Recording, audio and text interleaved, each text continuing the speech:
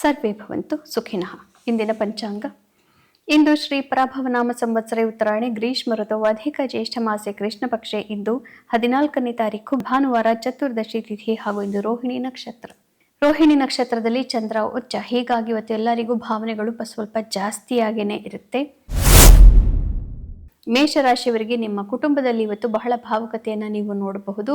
ಕುಟುಂಬದವರ ಭಾವನೆಗಳು ನಿಮಗೆ ಸರಿಯಾಗಿ ಇರಬಹುದು, ಸ್ವಲ್ಪ ಕನಿಕರ ತರುವಂತಹ ಸಂದರ್ಭಗಳಿಗೂ ಇರಬಹುದು. ಆದರೂ ಕೂಡ ಇವತ್ತು ಕುಟುಂಬದಲ್ಲಿ ನೀವು ಭಾವನೆಯನ್ನು ಹೆಚ್ಚಾಗಿ ವ್ಯಕ್ತಪಡಿಸುವಂತಹ ದಿವಸ.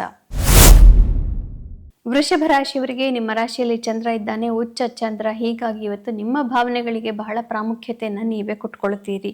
ಬೇರೆಯವರು ನಿಮ್ಮ ಬಗ್ಗೆ ಹೆಚ್ಚಿನದನ್ನ ತಿಳ್ಕೊಂಡೇ ಮಾತನಾಡಿದ್ರೂ ಕೂಡ ನೀವು ನಿಮ್ಮ ಭಾವನೆಗಳನ್ನ ಸರಿಯಾದ ರೀತಿಯಲ್ಲಿ ವ್ಯಕ್ತಪಡಿಸೋದ್ರಿಂದ ನಿಮಗೆ ಇವತ್ತು ಒಳ್ಳೆಯ ದಿನ ಮತ್ತು ಯಶಸ್ವಿಯ ಆಗಿರುವಂತಹ ದಿನ ಆಗಬಹುದು.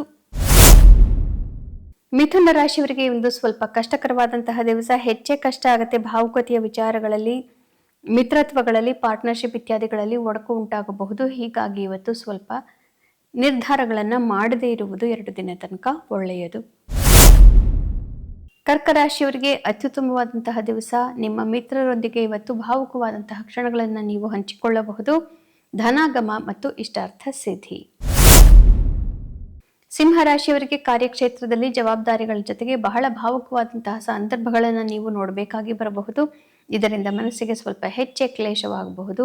ಹೀಗಾಗಿ ಇವತ್ತು ಜವಾಬ್ದಾರಿಗಳನ್ನು ಮುಂಚಿತವಾಗಿ ಮುಗಿಸ್ಕೊಳ್ಳೋದು ಬಹಳ ಒಳ್ಳೆಯದು. ಕನ್ಯಾ ರಾಶಿಯವರಿಗೆ ಇದು ಸ್ವಲ್ಪ ಕಷ್ಟಕರವಾದಂತಹ ದಿವಸ. ಆದರೂ ಕೂಡ ಭಾಗ್ಯೋದಯವಾಗುತ್ತೆ. ಹೀಗಾಗಿ ಸ್ವಲ್ಪ ಕಷ್ಟಗಳನ್ನು ನಿವಾರಣೆ ಮಾಡಿಕೊಳ್ಳಿಕ್ಕೆ ಸಾಧ್ಯವಾಗುತ್ತೆ. ಆದರೂ ಕೂಡ ಇವತ್ತು ಹಿರಿಯರ ಮತ್ತು ಭಗವಂತನ ಆಶೀರ್ವಾದವಿಲ್ಲದೆ ಯಾವ ಕೆಲಸವೂ ನಡೆಯೋದಿಲ್ಲ. ತುಲಾ ರಾಶಿಯವರಿಗೆ ಉತ್ತಮವಾದಂತಹ ದಿವಸವಾದ್ರೂ ಮನಸ್ಸಿಗೆ ಬಹಳನೇ ಕ್ಲೇಶವಾಗುತ್ತೆ. ಇವತ್ತು ಭಾವುಕತೆಯಿಂದ ನಿಮ್ಮ ಪ್ರೀತಿ ಪಾತ್ರರನ್ನ ಬಹಳನೇ ಇವತ್ತು ನೀವು ಮಿಸ್ ಮಾಡಿಕೊಳ್ಳಬಹುದು. ಅವರ ಅಕ್ಕರೆ ಅಥವಾ ಅವರ ಒಂದು ಸೌಹಾರ್ದ ನಿಮಗೆ ಸಿಕ್ಕದೆ ಹೋಗಬಹುದು. ನೀವು ಭಾವುಕತೆಯನ್ನು ಹೆಚ್ಚು ತೋರಿಸಿದಷ್ಟು ಅವರಿಗೆ ಅದರಿಂದ ಸ್ವಲ್ಪ ಅಲರ್ಜಿ ಇತ್ಯಾದಿ ಉಂಟಾಗಬಹುದು. ಹೀಗಾಗಿ ಇವತ್ತು ನೀವೊಬ್ಬರೇ ಇರುವಂತಹ ದಿವಸ ಧ್ಯಾನಾದಿಗಳಿಂದ ದಿನವನ್ನ ಕಳೆಯಬೇಕು. ವೃಶ್ಚಿಕ ರಾಶಿಯವರಿಗೆ ಅತ್ಯುತ್ತಮವಾದಂತಹ ದಿವಸ. ಬಿಸ್ನೆಸ್ ಪಾರ್ಟ್ನರ್ಶಿಪ್ ಮತ್ತೆ ದಾಂಪತ್ಯ ಇವುಗಳಲ್ಲೆಲ್ಲದರಲ್ಲೂ ಬಹಳ ದೊಡ್ಡದಾದಂತಹ ನೆಮ್ಮದಿಯನ್ನ ಇವತ್ತು ನೀವು ನೋಡ್ತೀರಿ. ಅತಿ ಭಾವುಕತೆಯಿಂದ ದಾಂಪತ್ಯದಲ್ಲಿ ನೆಮ್ಮದಿ.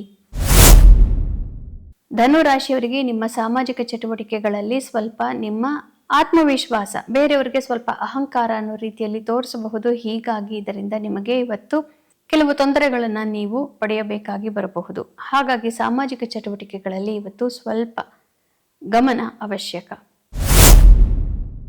ಮಕರ ರಾಶಿಯವರಿಗೆ ಉತ್ತಮವಾದಂತಹ ದಿವಸ. ಆದರೂ ಕೂಡ ನಿಮ್ಮ ಪ್ರೀತಿ ಪಾತ್ರರೊಂದಿಗೆ ಇವತ್ತು ಕೆಲವೊಂದು ವೈಮನಸ್ಯ ಉಂಟಾಗಬಹುದು. ಹೀಗಾಗಿ ನಿಮಗೆ ಇವತ್ತು ಸ್ವಲ್ಪ ತೊಂದರೆ ಆಗಬಹುದು. ಆದರೂ ಕೂಡ ಇನ್ವೆಸ್ಟ್ಮೆಂಟ್ ಇತ್ಯಾದಿಗಳ ಬಗ್ಗೆ ನೀವು ಗಮನವನ್ನು ಕೊಡೋದ್ರಿಂದ ನಿಮ್ಮ ತೊಂದರೆಗಳನ್ನು ಬಗೆಹರಿಸಿಕೊಳ್ಳಬಹುದು. ಕುಂಭ ರಾಶಿಯವರಿಗೆ ಸ್ವಲ್ಪ ಕಷ್ಟಕರವಾದಂತಹ ದಿವಸ. ಮನೆಯಲ್ಲಿ ಅಷ್ಟೊಂದು ನೆಮ್ಮದಿ ಇರೋದಿಲ್ಲ. ಅತಿ ಭಾವುಕತೆ ಅಥವಾ ನಿಮ್ಮ ತಾಯಿ ಏನೋ ಒಂದು ಬಹಳ ದೊಡ್ಡದಾಗಿ ಬೇಜಾರು ಮಾಡಿಕೊಂಡು ನಿಮಗೆ ಫೋನ್ ಮಾಡಬಹುದು ಅಥವಾ 1-2 ಮಾತುಗಳನ್ನು ಹೇಳಬಹುದು. ಹೀಗಾಗಿ ಇವತ್ತು ಸ್ವಲ್ಪ ಹುಷಾರಾಗಿರಬೇಕಾದಂತಹ ದಿವಸ. ಕೋರ್ಟು ಕಚೇರಿ ವ್ಯವಹಾರಗಳಲ್ಲಿ ಇಂದು ಅಡೆತಡೆಗಳು ಹೆಚ್ಚು. ಮೀನರಾಶಿಯವರಿಗೆ ನಿಮ್ಮ ಪ್ರೀತಿ ಪಾತ್ರರು, ಸಹೋದರ ಸಹೋದರಿಯರು ಹಾಗೂ ಬಂಧು ಬಾಂಧವರು ಇವರ ಬಗ್ಗೆ ಎಲ್ಲ ಗಮನ ಕೊಡಬೇಕಾದಂತಹ ದಿವಸ.